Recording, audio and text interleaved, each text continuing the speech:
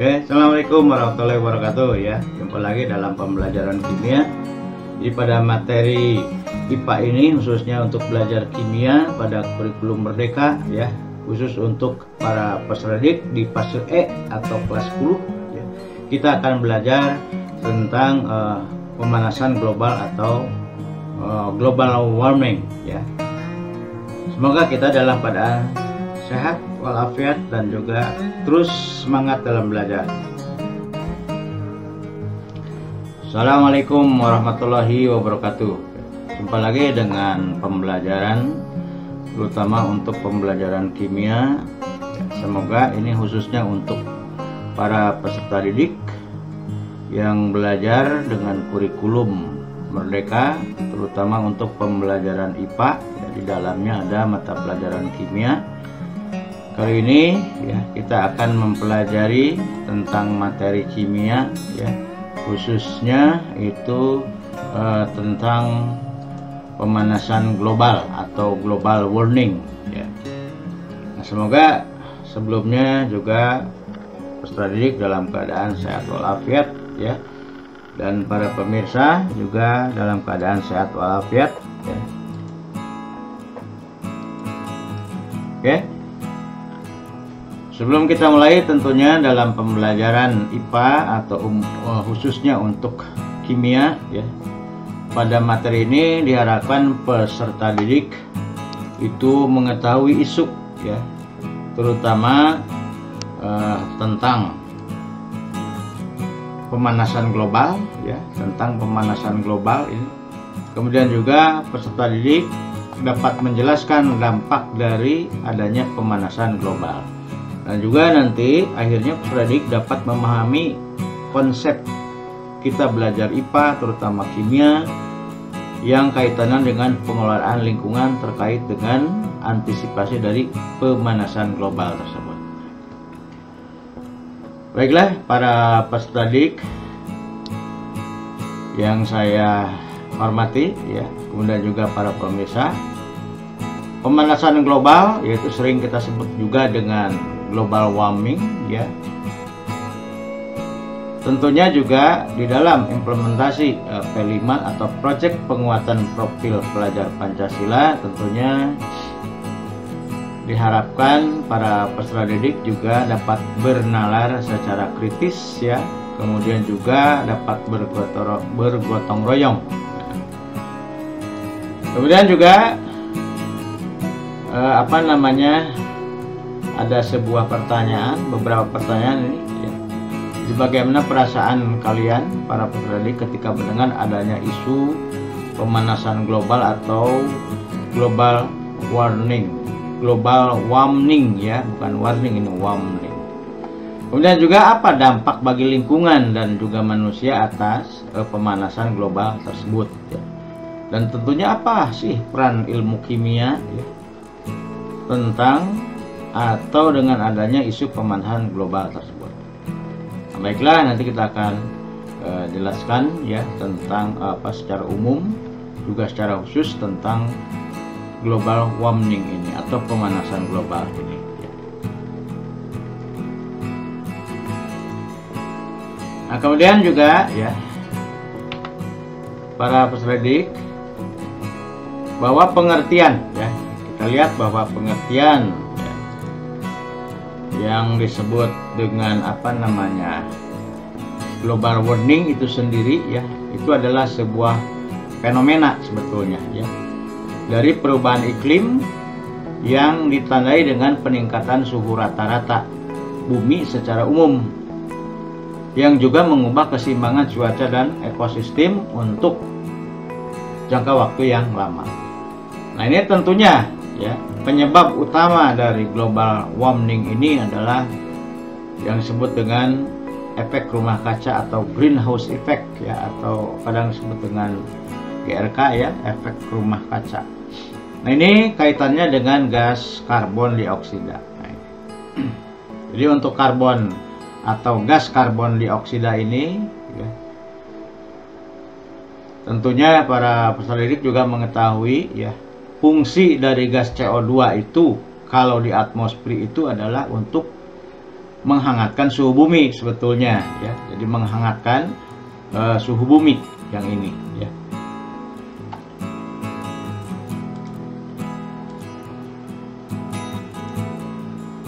Karena tanpa CO2 tentunya bumi akan dingin. Jadi artinya fungsi CO2 di atmosfer itu akan menjebak panas di atmosfer bumi ya.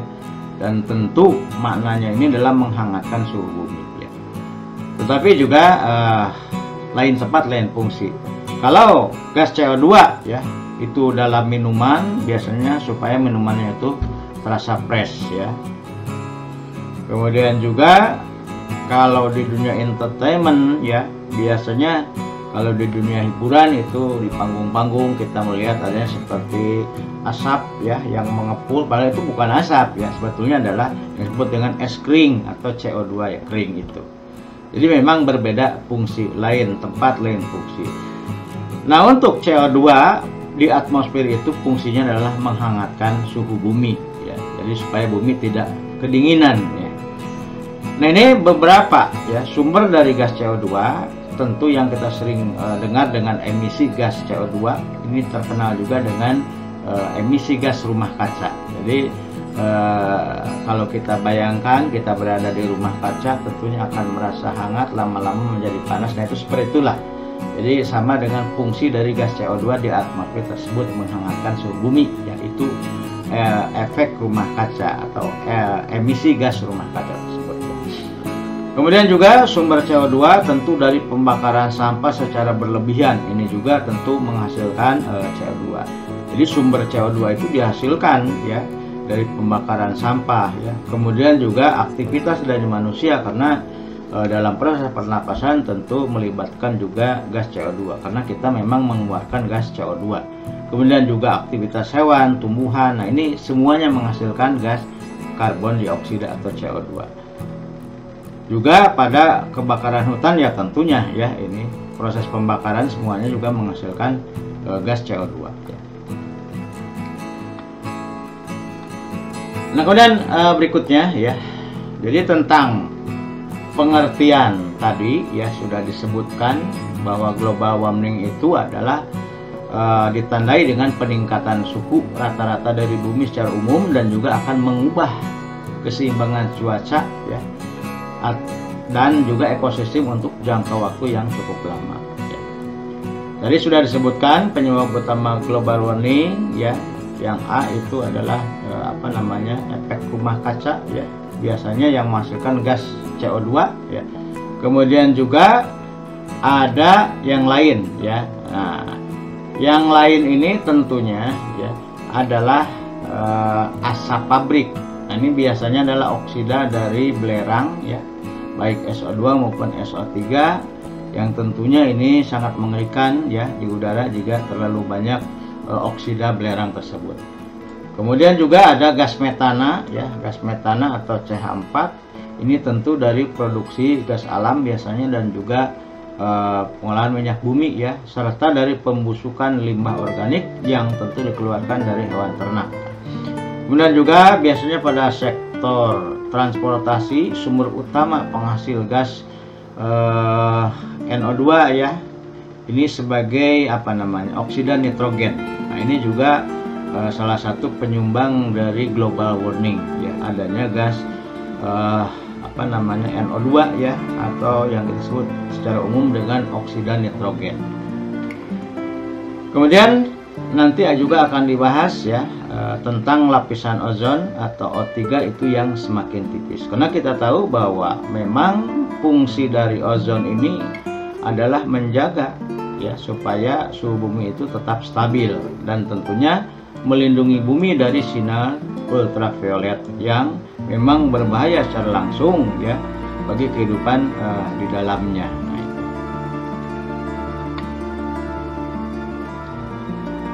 Nah, berikutnya adalah dampak dari global warming ya. Tentu ini sangat berbahaya juga ya.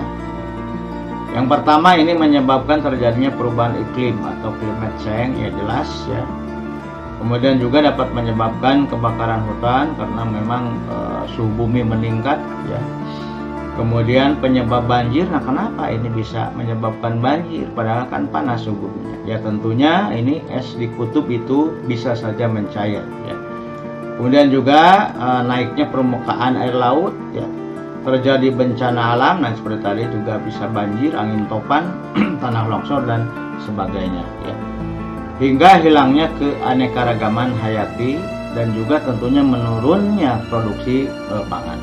Ini sebagai gambaran pada tahun 2004 ya, bahwa penyumbang terbesar ya dari efek gas rumah kaca yang tadi sudah dijelaskan itu antara lain adalah karbon dioksida ya, ini sekitar 76,7% ya.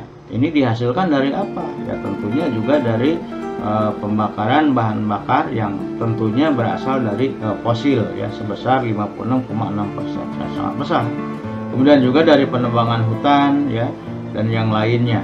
Makanya penyumbang terbesar CO2 ini pada global warming ya. Kemudian juga ada tadi sudah sebutkan NO2 ya, atau oksida dari nitrogen sekitar 7,9%, dan juga ada gas metan sebesar 14,3%. Ini tentu pada 2004 ya. Gambarannya seperti itu ya. Nah, kemudian juga masih data ya tentang penyumbang efek rumah kaca pada tahun 2012 ya.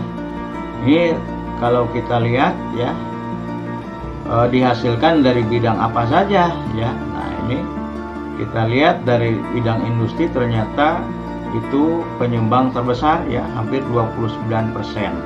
Kemudian juga untuk penggunaan lahan ya, perubahan lahan hutan itu sekitar 15%. Juga transportasi ya, ini 15% ya. Karena kita tahu transportasi juga banyak menggunakan bahan bakar dari fosil ya. Jadi artinya seperti bensin ya, kemudian juga ada minyak tanah dan sebagainya ya. Ini data tahun 2012 ya. Nah, selanjutnya juga ini masih data ya, kita bandingkan antara tahun 2005 dengan 2022. Nah, ini yang berwarna kuning 2005, ini datanya pada 2022 yang berwarna oranye ya, ini ya. Kita lihat ini penyumbang karbon dioksida CO2 ini dalam satuannya konsentrasinya atau kadarnya part per million ya, jadi bagian per sejuta. Nah, itu pada tahun 2005 itu sekitar 378 ppm untuk kadar CO2 ya. Sedangkan pada tahun 2022 ternyata meningkat ya, sekitar 11% menjadi 420 ppm ya untuk CO2. Tentu ini ada kenaikan ya. Nah, ini. Kemudian juga ada kenaikan suhu ya, tentunya di tahun 2022 itu naik menjadi 25%, yang awalnya 0,68 menjadi 0,85. Nah, juga para peserta didik diharapkan ya, kaitan juga dengan literasi numerasi ya, kita harus bisa membaca data berdasarkan grafik ya, seperti itu, dan kita memahami arti dari grafik tersebut ya. Nah, kemudian juga dari kenaikan tinggi permukaan air laut ya, ini pada tahun 2022 sangat drastis meningkat ya. Ini ciri dari adanya pemanasan global ya. Juga adanya luasan es ya menurun. Jadi artinya karena suhunya meningkat, kemungkinan es ya juga itu akan mencair. Jadi kalau esnya itu terjadi penurunan ya, artinya dia mencair ya. Tetapi untuk suhu tentunya dia meningkat ya. Kemudian juga air laut tentunya banyak yang menguap, makanya datanya ini semakin tinggi ya. Nah, itu. Nah, berikutnya juga ini beberapa ya yang perlu kita ketahui, bahwa ada 10 negara itu penyumbang terbesar dari emisi gas CO2. Ini tentu datanya pada tahun 2021 sebagai contoh ya. Nah, Indonesia ternyata juga masuk nih ya. Nah, masuk sebagai penyumbang terbesar dari adanya gas CO2 atau emisi karbon dioksida tersebut ya. Nah, ini sumbernya jelas ya, bahwa yang jelas bahwa kita negara Indonesia itu sebagai penyumbang juga terbesar ya dari gas CO2